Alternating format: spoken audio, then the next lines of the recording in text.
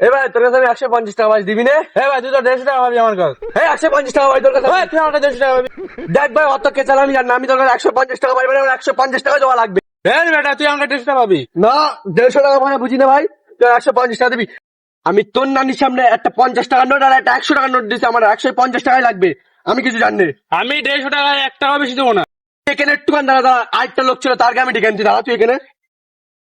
ওর কাছে আমি 150 টাকা পাবো দিচ্ছে না, চলে চল খেলাবি ওর। 150 টাকা পাবো দিচ্ছে না। আয় ভাই আয়। কেরা কেরা? দেখ ভাই দেখ এইটি ভাই ওই তোর কাছে কত পাবে রে? ভাই ও আমাকে 150 টাকা পাবে।